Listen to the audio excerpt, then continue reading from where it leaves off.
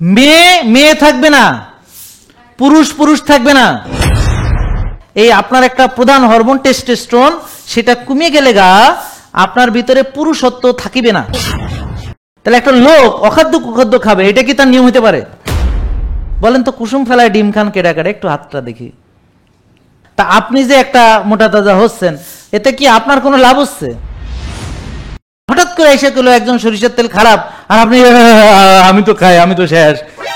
যে আমি স্যারের ভিডিও দেখি হলো 2022-এর শেষ থেকে 1 বছর 8 মাস পরে আমি এখন মেনে ভালো তো হয়েছি। এবং এই যে মেডিকেল ওয়ার্ডগুলো যেগুলো স্যার বলে, এটিপি, অ্যাডেনোসাইন ট্রাইফসফেট, তারপরে এইচডিএল, হাই ডেনসিটি লিউপ্রোটিন, এগুলো ম্যাক্সিমাম আমি শিখে ফেলছি। আলহামদুলিল্লাহ, এটাই হলো সবচেয়ে বড়। আমার আগ্রহ ছিল, আমি পেরেছি। তাহলে আজকে আমাদের মূল আলোচনার বিষয় হলো নিজের ভালো নিজেকে বুঝতে হবে। আর আল্লাহর জমিনে আল্লাহ যেভাবে পৃথিবীতে তৈরি করেছেন, যেভাবে আমাদেরকে তৈরি করেছেন, আমাদের সঙ্গে পৃথিবীর একটা সম্পর্ক, গ্রাউন্ডিং, আর্থিং। আপনি জুতা ছাড়া আপনি খালি পায়ে হাঁটেনই না, আপনার মাটির সাথে কোনো রিলেশন নেই, ঘাসের সাথে রিলেশন নেই, আপনি একটা মানুষ, মাটির তৈরি মানুষ। আশ্চর্য, অবিশ্বাস্য, এত বড় গুরুত্বপূর্ণ। দেখেন, মেয়ে মেয়ে থাকবে না, পুরুষ পুরুষ থাকবে না। টেস্টোস্টেরনের নাম শুনেছেন? কে কে শুনেছেন দেখে হাত তোলেন। দয়া করে শিখেন ভাই। আপনি পুরুষ, যে এই আপনার একটা প্রধান হরমোন টেস্টোস্টেরন, সেটা কমে গেলে গা আপনার ভিতরে পুরুষত্ব থাকিবে না। কি নাম কি বলেন? টেস্টোস্টেরন। এই টেস্টোস্টেরন ভিটামিন ডি ছাড়া তৈরি হতে পারে না। ইস, তার মানে ভিটামিন ডি তৈরিতে কোলেস্টেরল লাগবে। কি লাগবে? কোলেস্টেরল। আর লাগবে টেস্টোস্টেরন। এখন টেস্টোস্টেরন কি দিয়ে তৈরি হয় বলেন? কোলেস্টেরল। টেস্টোস্টেরন কি দিয়ে তৈরি হয়? কোলেস্টেরল। ভিটামিন ডি কি দিয়ে তৈরি হয়? কোলেস্টেরল এবং রোদের আলো এবং তাপ। বুঝতে পারছেন? অনেকে কয় কোন রোদে ভিটামিন ডি আছে, আমাকে বেটা রোদে ভিটামিন ডি থাকে না।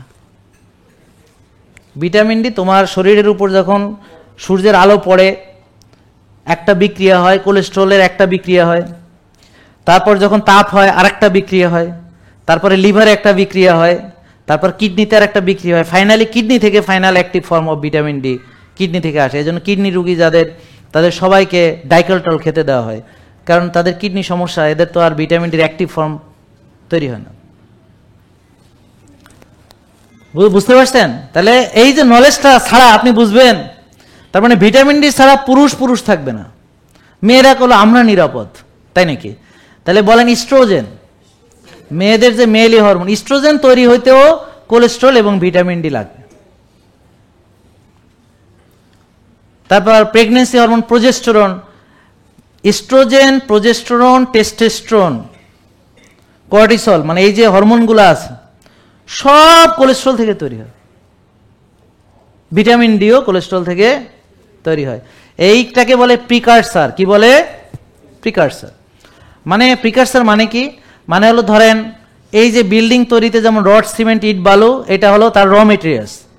তাহলে ভিটামিন ডি যে তৈরি হয় র মেটেরিয়াল, সেটা হচ্ছে কোলেস্টেরল। আর রান্না হয় সূর্যের আলো দ্বারা। ধরেন আপনি সবজি টবজি কিনছেন, কিনে এখন রান্না করছেন, তো রান্না করতে আগুন লাগবে। তা আপনি ধরেন সবজি কিনছেন, মাছ কিনছেন, কিনে আপনি মাছের তরকারি সবজি দিয়ে রান্না করছেন, তাই না? তার জন্য তেল লাগবে, মরিচ লাগবে, হলুদ লাগবে, লবণ লাগবে। তো এগুলোকে বলে ইনগ্রেডিয়েন্টস। আর তরকারিটা হইলো আসল ডিশ। আর রান্নার জন্য লাগছে আগুন, তাপ। তো ভিটামিন ডি ওই কোলেস্টেরল থেকে তৈরি হলো, তার জন্য আগুন লাগে, মানে তাপ লাগে, সূর্যের আলো লাগে, সূর্যের রশ্মি লাগে। ওটা হলো রান্নার জন্য লাগে। আর বিক্রিয়াগুলো শরীরের ভিতরে ঘটে। তারপরে ফাইনালি কিডনি থেকে ভিটামিন ডি তৈরি হয়। বুঝতে পারছেন? তাহলে এই জিনিসগুলো জানতে হবে। তো এখন আপনাদের বলতে পারেন যে আমরা তো ডাক্তারি পড়ি না, আমাদেরকে এত কিছু জানার দরকার আছে। ওকে, আপনার জানার দরকার এটুকু আছে যে আপনার ভিটামিন ডি লেভেল কত এবং আপনার ভিটামিন ডি কিভাবে তৈরি হবে, এবং আপনি রোদে যাবেন এবং সেই সমৃদ্ধ খাবার খাবেন, এটুকু জানলে আপনার হবে। বাট যদি আপনি চিন্তা করেন যে না, আমি আরেকটু ভালো জানবো নিজের সম্পর্কে, স্বাস্থ্য সম্পর্কে, তাইলে এই যে শিখাইলাম, এতে কি গুনাহ হবে? এতে কি গুনাহ হবে? তাহলে নিয়ম না মানলে, একটা লোক নিয়ম মানে না মানে কি? মানে হলো, যেমন এই বোন বললো যে আমি নিয়ম মানি না বা আমরা মানি না। মানি না মানে আমি অখাদ্য কুখাদ্য খাই। তাহলে একটা লোক অখাদ্য কুখাদ্য খাবে, এটা কি তার নিয়ম হতে পারে? হ্যাঁ, কোন এটা সম্ভব? তারপর সে রোদে যাবে না, তো তার ভিটামিন ডি কম থাকবে। তারপর সে ব্যায়াম করবে না, সে তো ধ্বংস হবে। এখন আমার কথা হলো, আপনি একটা লোক, সে এক ভাগ খাবে, পরিমিত খাবে, সে রোজা রাখবে, সে রোদে যাবে, ঘাসে হাঁটবে, হ্যাঁ, ব্যায়াম করবে, ঘুমাবে সময় মতো, মানসিক প্রশান্তির চর্চা করবে। এখন এত কিছু করার পর সে উপকার পাবে না কেন? কেন পাবে না? কেন পাবে না? কেন পাবে না? কি আশ্চর্য কথা! অবশ্যই পাবে। তা আমার জিজ্ঞেস করা লাগবে কেন? এটা তো এমনি জানেন যে পাবে। একটা লোক নিয়ম মানলে উপকার পাবে। কি কথা বোঝেন নাই? সে ব্যায়াম করলে ব্যায়ামের উপকার পাবে, সে রোজা রাখলে রোজা রাখার উপকার পাবে, ভালো ঘুমালে ভালো ঘুমের উপকারিতা পাবে। নাকি নাকি আমি বললেই পাবে, নালি পাবে না? নাকি আমার অনুমতি নিয়ে উপকার লাগবে নাকি? হ্যাঁ, এবার বুঝতে পারতেছেন? হ্যাঁ, এই জন্যে আপনাদেরকে ইন ডেপথ নলেজ কেন দিতেছি, যেন হঠাৎ করে এসে গেলো একজন সরিষার তেল খারাপ, আর আপনি আমি তো খাই, আমি তো শেষ, হ্যাঁ আমি তো ব্যাস। মানে যাদের নলেজ নাই তারা এরকম করবে। মানে কে কি বলছে সে না জেনেই লাভ দেবে। কে বলছে কুসুম ফালাই দেবা, সমানে কুসুম ফালাই দিতেছে, তাহলে কুসুমের উপকার কি জানে না। এখন লজ্জার কিছু নেই, জাস্ট জানার জন্যে। আর এটা তো আমরা কারো বিচারালয় না যে কাউকে ফাঁসি টাসি দিয়ে দেবো। বলেন তো কুসুম ফেলায় ডিম খান কেডা কেডা? একটু হাতটা দেখি। এই যে অনেকে হাত তুলেছে, আর যারা আরো অনেকে আছে লজ্জায় তোলে নাই। কিন্তু কেন কুসুম ফালাইতে পারছেন, লজ্জা লাগে নাই? তা এখন হাত তুলতে লজ্জা লাগার কি আছে? আমরা তো আর আপনাকে ইয়ে করতেছি না। আচ্ছা বাদ দেন। আচ্ছা ঠিক আছে, এবার আমরা বের করি উত্তরটা। দেখেন, কুসুম সহ খায় ডিম কেডা কেডা? তাহলে যারা হাত তোলে না ওরা ফালায় দেয়।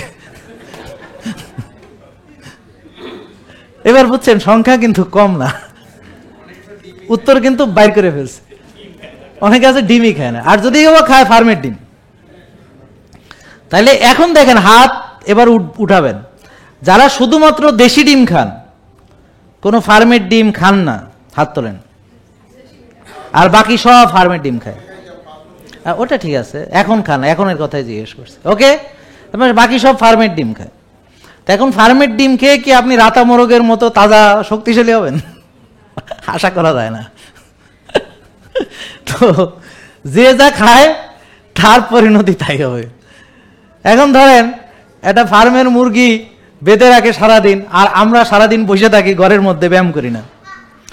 সে তো সারাদিন বসে বসে খায়, তারে দেওয়া হয় প্রসেসড ফুড, বা তারে দেওয়া হয় তার জন্য ফিট ট্যানারির বর্জ্য, ওই বসে বসে তাই খায়।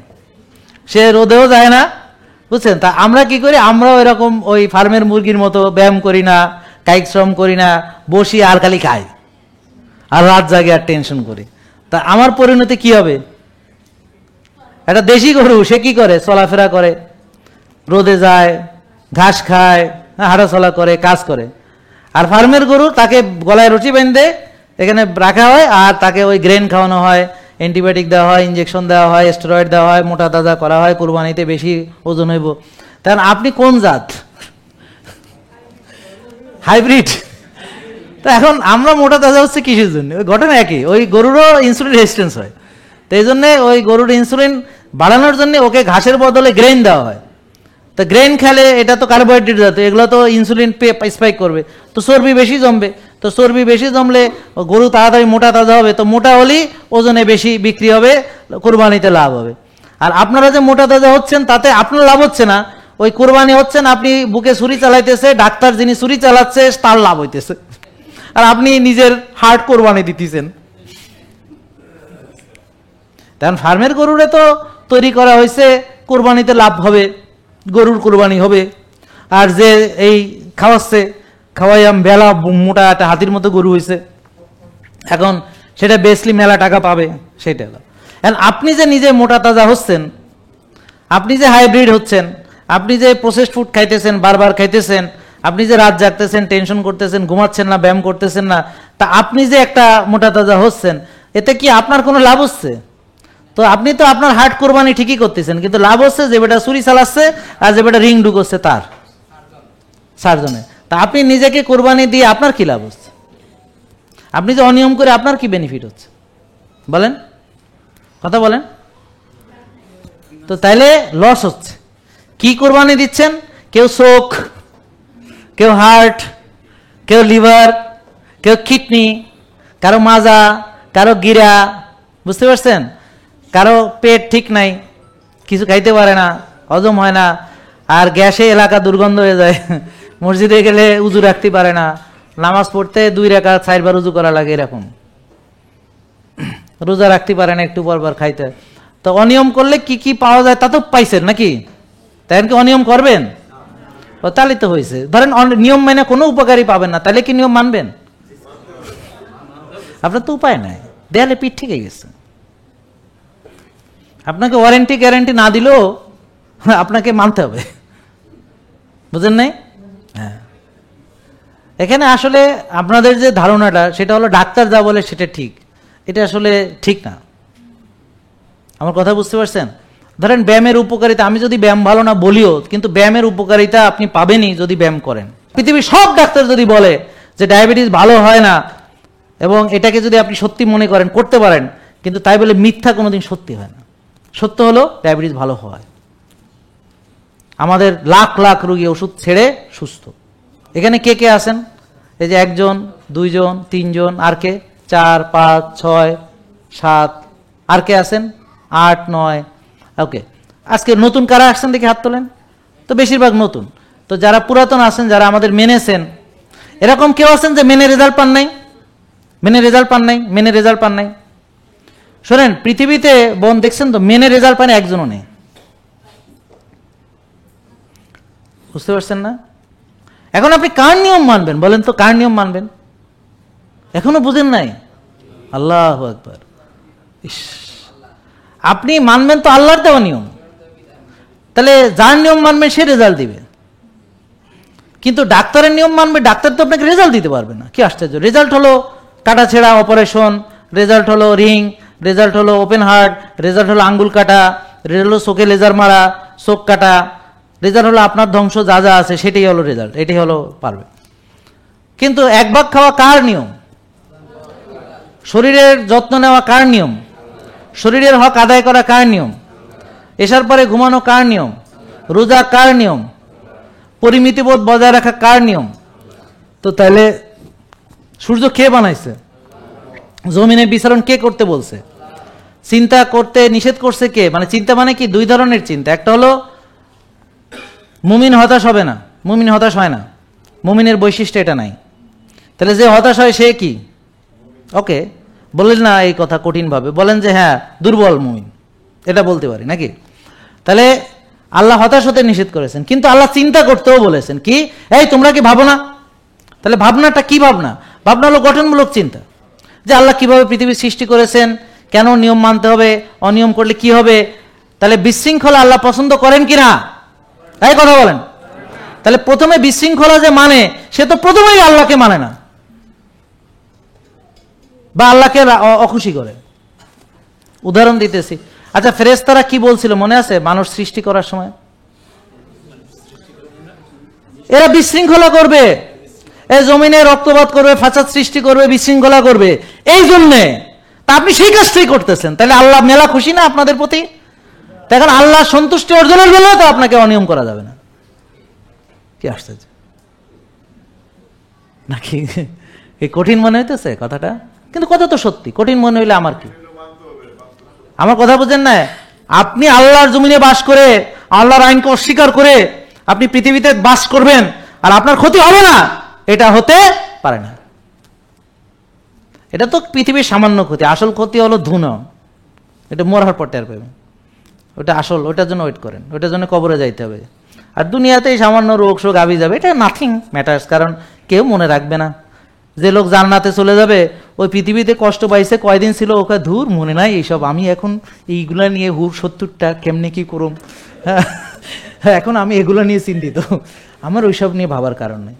আর পৃথিবীতে যারা একেবারে মনে করছে যে আমি রাজা বাদশাহ ছিলাম, একেবারে কবরের প্রথম ধাক্কার চোটেই, হ্যাঁ ভুলে যাবে যে কি করছে পৃথিবীতে, মনে নাই। এরপর ওই ধুনা যে শুরু হইব, এই অনন্তকালে ধুনা শেষ হবে না। জাহান্নামবাসী একটা জিনিস কামনা করবে, সেটা হলো আল্লাহ মৃত্যু দাও, কিন্তু দেওয়া হবে না। আর জান্নাতবাসী মরতে চাইবে না। আর আল্লাহ তাআলা এই কবর দুই জাহান্নাম এবং জান্নাতের মাঝখানের দেয়ালের উপরে মৃত্যুকে এনে জবাই করে দিবেন, কারো আর মৃত্যু হবে না। এই দেখে জান্নাতবাসী আনন্দ উৎসব করবে, আমাদের আর মরণ নাই, আমরা অনন্তকাল খালি মজা লুটুম। হ্যাঁ, আর জাহান্নামবাসী তো আফসোস করবে। কিন্তু আল্লাহ বলবে তুমি আফসোস করো কি না করো কিছুই আসে যায় না, তুমি ধৈর্য ধরো কি না ধরো কিছুই আসে যায় না, এখন তোরা শাস্তি ভোগ কর। তো জাহান্নামবাসী বলবে যে আল্লাহ ওরা আমাদের মিসগাইড করছে, ওদের শাস্তি দ্বিগুণ করে দাও। আল্লাহ বলে ঠিক আছে, সবারটাই দ্বিগুণ করে দিলাম, যাও, নো প্রবলেম। বুঝেন নাই কথা? সমস্যা নেই, প্রয়োজনে আরো 10 গুণ বানাইয়া দেবো, চিন্তা নেই। বাড়াইতে বললে কোনো রাজি, কমানো যাবে না। এবং জাহান্নামবাসীদের কষ্ট কমে যাবে না, মানে গতকালকের চেয়ে আজকে বেশি কষ্ট হবে, আজকের চেয়ে আগামীকাল আরো বেশি কষ্ট হবে। আর জান্নাতবাসীদের আজকে যে খাবারে মজা পাইছে, আগামীকাল আরো মজা পাবে, তারপরের দিন আরো মজা পাবে, এই মজা কমবে না, অনন্তকাল মজা বাড়বে। আর কিভাবে বাড়বে ওইটা বোঝার জ্ঞান আপনার নাই, আল্লাহর আছে। বুঝেন নাই কথা? মানে পৃথিবী যে নিয়মে চলে, জান্নাত সেই নিয়মে চলবে না। ওখানে গাড়ি ঘোড়া এরোপ্লেন কিচ্ছু লাগবে না, আপনার মন চাইলে আপনি মনে সফর করতে পারবেন। বুঝেন নাই? যেখানে যাইতে চান মনে করছে চলে গেছেন, শেষ। হ্যাঁ, টেলিপোর্টাল সিস্টেম কাজ করবে, বুঝতে পারছেন? যেমন এটার উদাহরণ পৃথিবীতেই আছে। কোন নবীর সময় এই ঘটনা ঘটছিল? সুলাইমান আলাইহিস সালাম একবারে সিংহাসন চোখের পলকে নিয়ে আসছে এবং বাস্তবে আনছে। তো পৃথিবীতে টেলিপোর্টাল করা গেলে জান্নাতে বুঝি যাবে না? ওখানে রেলগাড়ি লাগবে না, মেট্রো ট্রেন ছাড়াই চলা হবে। তো যেমন ধরেন আমার কথা সত্য কিনা, যারা আমাদের মানে, যারা আগে পরীক্ষা করাইছে, মানার পরে আবার করাইছে, তাদের এখানে পরীক্ষার রেজাল্ট দেখলে পরে, এই যে আগের রেজাল্ট এবং পরের রেজাল্ট, জানুয়ারি 13 তারিখে, আচ্ছা হ্যাঁ, ও আগের গুলো আনেন, আচ্ছা অসুবিধা নেই। তো এখন সোজা কথা হলো যে আপনি যে এসেছেন, এসে আপনার রোগ ভালো হয়েছে কিনা, উন্নতি হয়েছে কিনা, আপনি কেমন ফিল করেন সেটা বলেন অন্তত। আসসালামু আলাইকুম। হ্যাঁ, একটু কাছে নেব। আমার নাম শাহ আলম, আমার বাড়ি সারের এলাকায়, দাগুন মিয়া। আমার এলাকা কিন্তু খুলনা, দারুণ বিয়ে আমার আরেকটা এলাকা অবশ্য, ওখানে 19 বছর ছিলাম, সেই সূত্রে এলাকা আর কি, মানে নোয়াখালীর সিটিজেন আমি, 19 বছর ছিলাম, তো এটা সিটিজেনশিপ। আমার ডায়াবেটিস ছিল 17 বছর, 2006 থেকে 23। প্রেশারও ছিল, এখন কোনোটা নেই আলহামদুলিল্লাহ। এবং ওনার রিপোর্টটা শোনেন, এখন তার 1 মিনিট, এখন তার গ্লুকোজ আছে 5, ইনসুলিন আছে 5, হোমায়ার আছে 1 পয়েন্ট সামথিং, তার মানে রেজাল্ট ওনার ভালো। যে আমি স্যারের ভিডিও দেখি হলো 2022-এর শেষ থেকে, এবং প্রথম এখানে এসেছিলাম 2023-এর অগস্টে। তো প্রথম যখন ভিডিও দেখি এবং স্যারের লেকচার যে শুনি, কিছু বুঝছি আর কিছু মাথার উপর দিয়ে গেছে। এরপরে আপনারা যারা নতুন আসছেন তাদের একই অবস্থা। এই যে স্যারের মেডিকেল যে ওয়ার্ডগুলো বলে, পিসিওডি, সিওপিডি, এটিপি, হোমায়ার, এগুলো অনেকেরই বুঝবেন না এখন। কিন্তু আমি কীভাবে বুঝছি, বারবার ভিডিও দেখে শিখছি। আমার বয়সটা 66, আবার বলি 66। তো কেন বলছি সেটা ব্যাখ্যা করতেছি। যে সমস্ত নিয়মগুলো স্যার বলেন এগুলো একেবারে সোজা, যারা জানে তাদের জন্য একেবারে সোজা। আমি সব নিয়ম পালন করেছি, ওষুধ ছেড়েছি আস্তে আস্তে, এবং 2023 আগস্ট থেকে, এটা ছিল জানুয়ারি 13 তারিখ 2025, 1 বছর 8 মাস পরে আমি এখন মেনে ভালো তো হয়েছি।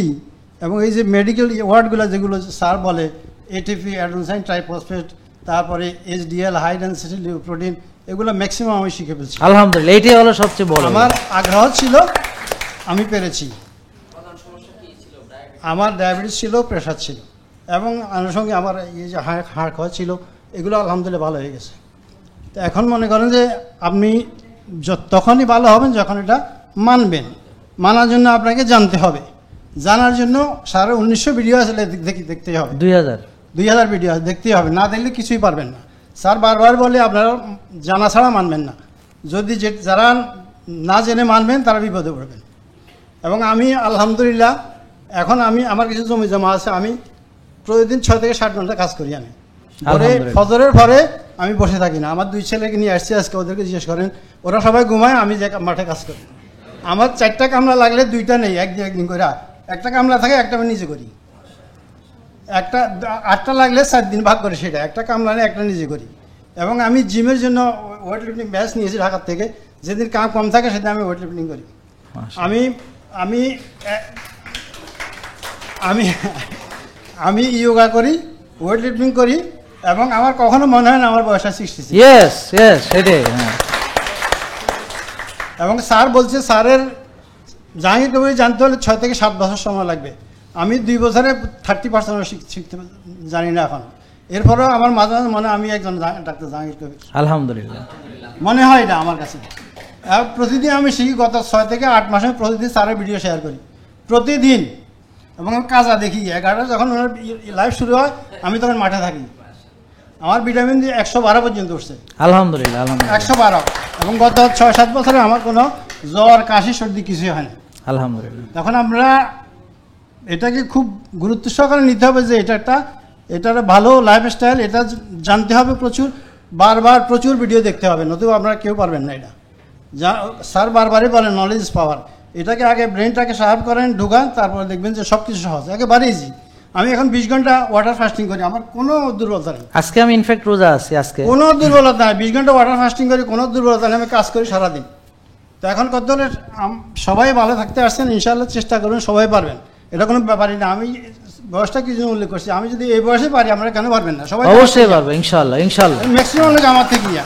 থ্যাংক ইউ, অবশ্যই পারবে। এখন আমার স্যারের কাছে 2টা প্রশ্ন আছে, সেটা হলো একটা একটু মজার প্রশ্ন, সেটা হলো স্যার আমি যে আপনার 6:30 ব্যায়াম আছে, হ্যাঁ। ওই যে হেঁটে হেঁটে হুইম আপ যেটা, সেটা আমি করি না, একটু মাথা চক্কর দেয়। হ্যাঁ। বাকি 5টা আমি করি। আচ্ছা, সকালে আমি এই যে হামিংটা করে ফেলি, হ্যাঁ। এবং হুইম আপটা করি। গুড। কিন্তু এই যে 4, 7, 8 হ্যাঁ। তারপরে স্কোয়ার ব্রিদিং প্লাস হ্যাঁ। ডিপ ব্রিদিং, এটা যখনই রাত্রে করতে যায় তখন 4-5টা রিপিটের পরে আমার ঘুম চলে আসে। আর লাগবে না, ওইটাই আমাদের ঘুমের উদ্দেশ্যেই করি, তো ঘুম এসে গেলে তো শেষ।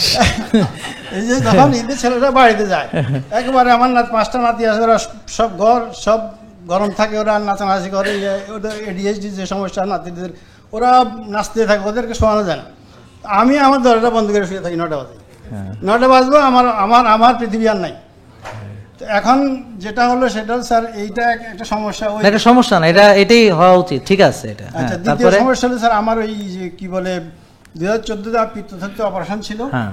ওই জিনিসটা এখন আমি যে ওয়েট লিফটিং করি, হ্যাঁ, ওটাতে কোনো সমস্যা হবে কি না? আরো ভালো হবে, ভালো হবে।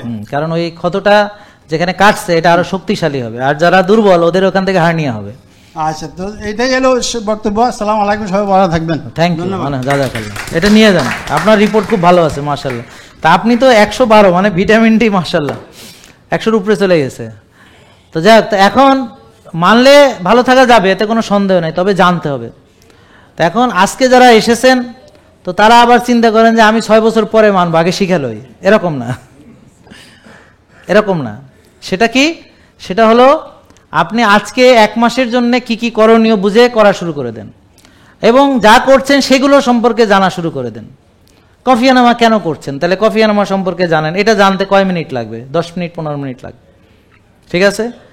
শ্বাসের ব্যায়াম 6টা, তো আজকে একটা শিখেন, একটা করেন, কালকে আর একটা শিখেন, 7 দিনে 6টা শ্বাসের ব্যায়াম শিখে যাবেন। তারপরে ধরেন রোদে যাওয়া, ঘাসে হাঁটা, এটা তো শেখার কিছু নাই। গ্রাউন্ডিং, আর্থিং, ভিটামিন ডি, তো এটা করবেন। আর খাওয়ার ভিতরে যেই খাবার এখন আমরা খেতে বলবো এর বাইরে খাবেন না। আর ওই যা খেতে বলবো সব একসাথে খেতে হবে এরকমও না, সেখানে আপনার চয়েস করার সুযোগ আছে। আপনার যেটা ভালো লাগে সেটা খান, যেটা ভালো লাগে না সেটা খাইয়েন না, পরে আস্তে আস্তে আস্তে আস্তে খাবেন। এখন আপনি ব্যায়ামই করেন না একদম, তা একেবারে প্রথম দিনে এসে ওই পাগলা কুকুরে তাড়া করলে দৌড় দিতে যায়েন না, কারণ মাজা মাজা ভাঙ্গা সোজা হয়ে পড়ে থাকবেন। তা আমরা সবসময় বলি হিট তাড়া করবে যারা ফিট আছে, হ্যাঁ, আর ফিট ছাড়া হিট করতে গেলে শীত হয়ে পড়ে থাকবে। হ্যাঁ, তা এইভাবে ব্যায়ামের নিয়ম এটা না। ব্যায়ামের নিয়ম হলো আপনি প্রথমে ফ্রি হ্যান্ড করেন, প্রথমে যে হাঁটে না একটু হাঁটেন, তারপর হাঁটার একটু জোর বাড়ান, তারপর একটু বিশ্রাম নিয়ে আরেকটু হাঁটেন আস্তে আস্তে। তারপর যেমন উনি যেমন গ্রামের মানুষ, উনি এখন পরিশ্রম করে ভালো আছে, তা আপনাদের পক্ষে তো আর যে পরিশ্রম এত করা সম্ভব না। তা আপনারা ভাগ করে নেবেন যে আমি বডি ওয়েট ট্রেনিং, তারপর হচ্ছে ফ্রি হ্যান্ড ট্রেনিং, তারপর হচ্ছে স্ট্রেচিং, ইয়োগা, তারপর হচ্ছে স্ট্রেংথ ট্রেনিং, তারপর কার্ডিওভাস্কুলারের ভিতরে আছে সাইক্লিং, স্টেশনারি সাইক্লিং, হাঁটা, জোরে হাঁটা, আস্তে হাঁটা, হালকা জগিং ইত্যাদি ইত্যাদি। তো আপনি পর্যায়ক্রমে আসতে হবে, প্রোগ্রেসিভ। তা আমাদের জিমের ট্রেনার যারা আছে তারা আপনাকে ব্যায়াম কিভাবে কোনটা পরামর্শ। এখন হুমায়ার বেশি মানে তো বুঝলেন, কোষে জায়গা নেই। এখন কোষ খালি করব কিভাবে? বলেন ব্যায়ামের মাধ্যমে, বলেন ব্যায়ামের মাধ্যমে, রোজার মাধ্যমে, জমে থাকা চর্বি গলাবো, কোষ খালি হবে, ডায়াবেটিস ভালো হবে। বুঝতে পারছেন? বলেন ডায়াবেটিস মানে হলো রক্তের চিনি বেশি। বলেন রক্তের চিনি কোষে ঢুকতে পারে না, এই জন্যে রক্তের চিনি বেড়ে যায়, তাকে ডায়াবেটিস বলে। তো ডায়াবেটিসের মূল কারণ কোষে জায়গা নেই। বলেন ডায়াবেটিসের মূল কারণ কোষে জায়গা নেই। বলেন কোষ খালি করব, রক্তের চিনি কোষে ঢুকবে, শক্তি হবে, আমার কোনো ডায়াবেটিস হবে না। তার মানে যাদের রক্তের চিনি বেশি তারা, যেমন উনার ক্ষেত্রে, উনি এখন কোষ খালি করেছেন, উনি এখন কায়িক শ্রম করেন, উনি 20 ঘন্টা না খেয়ে থেকেও পরিশ্রম করেন। তার মানে ওনার সঞ্চিত চর্বি কোষের ভিতরে যেগুলো জমা সেগুলো উনি ব্যবহার করে কোষ খালি করে এখন তার ডায়াবেটিস নাই, উচ্চ রক্তচাপ নাই, তার এখন পায়ের সমস্যা নাই। সোজা কথা হলো সে এখন পূর্ণাঙ্গ সুস্থ, 25-30 বছরের যুবকের মতো, 66 বছর বয়সেও সে পূর্ণাঙ্গ সুস্থ। পরীক্ষার মাধ্যমে কেন হুমায়ুর করাচ্ছি? ইনসুলিন রেজিস্ট্যান্স দেখার জন্য। 1 থাকলে ভালো, আর বেশি হলে কমাতে হবে। কিভাবে কমাতে হবে আলোচনা হয়েছে। টিজিএইচডিএল রেশিও দ্বারা আমরা বলেন অক্সিডাইজড কোলেস্ট্রলের মাত্রা বুঝি। তো এখন যদি কোলেস্ট্রল অক্সিডাইজড হয় তাহলে হার্ট অ্যাটাকের ঝুঁকি বেড়ে যায়, রক্তনালীতে অ্যাথেরোস্ক্লেরোসিস হয়, ব্লক হয়। এই ব্লকটাই আপনি ওই বলেন 100% ব্লক, 90% ব্লক, এবং এর জন্য আসলে অপারেশন হয়। তাহলে এই টিজিএইচডিএল রেশিও 2 এর নিচে রাখতে হবে। কিভাবে? ওই যে নিয়ম কানুনগুলো মানলে। সিআরপি বা প্রদাহ, যেটা নিয়ে অনেকক্ষণ আলোচনা করলাম, রোজায় প্রদাহ কমে, ব্যায়ামের মাধ্যমে কমে, সুস্থ খাবার মাধ্যমে কমে, ভালো ঘুমের মাধ্যমে করে, মানসিক প্রশান্তির মাধ্যমে কমে, রোদে গেলে কমে, ঘাসে হাঁটলে কমে, হ্যাঁ, হট কোল্ড শাওয়ার করলে, আরও অনেক কিছু। তো এই প্রদাহ কমানোর জন্য এই যে সিআরপি 3 এর নিচে রাখতে হবে। আর ইনসুলিন কমাতে হবে, ভাত, রুটি, ফল, দুধ, সাময়িক স্থগিত, প্রসেস ফুড বাদ দিয়ে খাবো, কোষ খালি করবো, রোজা রাখবো, ইনসুলিন কমবে, আস্তে আস্তে আস্তে আস্তে কোষ খালি হবে, ফ্যাট বার্ন হবে, আপনার হুমায়ুর ভালো হবে, ডায়াবেটিস ভালো হবে, হৃদরোগ ভালো হবে, আপনার প্রেশার ভালো হবে, 60-70টা রোগ ইনশাল্লাহ ভালো হয়ে যাবে। এরপরে insulin 4-5, blood sugar 5-6, vitamin D 90-100, যেটা অলরেডি আলোচনা এসেছে। তাহলে বলেন 1 হুমায়ুর, 2 টিজিএইচডিএল রেশিও, 3, 4, তারপরে 5-6 ব্লাড সুগার। তাহলে ইনসুলিন 4-5 থাকার কথা, ব্লাড সুগার 5-6, ভিটামিন ডি 90। বলেন 1, 2, 3, 4, 5, 5-6, 90-100 মুখস্থ রাখেন। নিজের রিপোর্ট যারা আমাকে ফলো করবে তার মুখস্থ থাকতে হবে। আপনার মাজার মাপ, আপনার জুতার মাপ, এরকম আপনার হুমায়ুর, আপনার ভিটামিন ডি, আমার কথা বুঝতে পারছেন, আপনার ওজন, আপনার প্রেশার, সব আপনার এই যে ডাটা প্রোফাইল, আমার যারা ফলো করে, যারা বলবে আপনার নিয়ম মানি, যারা বলবে নিয়ম মানি, আর নিয়ম তো অনেক রকম আছে, ওইসব নিয়ম মানে আমার গল্প দিয়ে লাভ নেই। যারা আমাদের নিয়ম মানবে তাদের অবশ্যই জানতে হবে এটা, না জেনে মানলে আমি অ্যালাউ করি। আজকে এক বোন এসে বলে, স্যার আমার রিপোর্ট আপনি দেখবেন। আপনার রিপোর্ট আমি জীবনে দেখবো না, আপনার রিপোর্ট আপনি নিজে দেখবেন, আমি শেখাবো কিভাবে রিপোর্ট দেখতে হয়। নাকি বুঝেন নাই? তাহলে আপনার ভিটামিন ডি কত থাকতে হবে? আছে 15, তাহলে রিপোর্ট আপনি নিজেই দেখেন। আপনার হুমায়ুর থাকতে হবে 1, আছে 6, আপনার রিপোর্ট নিজেই দেখেন। এখন 1 কেমনে বানাইতে হবে তো অলরেডি ডিসকাস করলাম। টিজিএইচডিএল রেশিও থাকতে হবে 2 এর নিচে, আপনার আছে 5, তাহলে কেমনে কমাইতে হবে বলে দিলাম। সিআরপি 3 এর নিচে থাকতে হবে, আপনার আছে 23, কেমনে কমাইতে হবে বলে দিচ্ছি। বুঝেন নাই? হুমায়ুর সঙ্গে ইনসুলিনের সম্পর্ক, ইনসুলিন থাকতে হবে 4-5, আপনার ইনসুলিন আছে 12-14, কেমনে কমাইতে হবে বলে দিচ্ছি। আপনার সুগার থাকতে হবে 5-6, আপনার সুগার আছে 8-10, কেমনে কমাইতে হবে বলে দিচ্ছি। আপনার এইচবিএনসি থাকতে হবে 5.8, আপনার এইচবিএনসি আছে 6.8, কেমনে কমাবেন ওই যে বলে দিচ্ছি। আপনার সিপেপটাইড অর্থাৎ আপনার ইনসুলিন তৈরি হয় কিনা শরীরে, এটা না জেনে আপনাকে ইনসুলিন দেওয়া যাবে না। এবং আপনাকে যাদের সিপেপটাইড ভালো, তাদের যেহেতু প্যানক্রিয়াস থেকে ইনসুলিন তৈরি হয়, তার কোনো ওষুধ দিয়ে ডায়াবেটিসের চিকিৎসা করা যাবে না। শুধুমাত্র ডায়াবেটিসের চিকিৎসা করতে হবে যাদের ইনসুলিন তৈরি হয় না, তাদেরকে অল্প পরিমাণে ইনসুলিন দিয়ে এবং নিয়ম নীতি মানাইয়া। শুধুমাত্র একটা রুগী যার ইনসুলিন তৈরি হয় না, শুধু তারই চিকিৎসার প্রয়োজন। আর বাকি যারা আছে কারোই ডায়াবেটিসের জন্য ওষুধ লাগবে না, নিয়ম লাগবে। ক্লিয়ার? ওকে, তো সবাইকে ধন্যবাদ, ভালো থাকবেন, আমাদের জন্য দোয়া করবেন। আসসালামু আলাইকুম ওয়া রাহমাতুল্লাহি ওয়া বারাকাতুহু।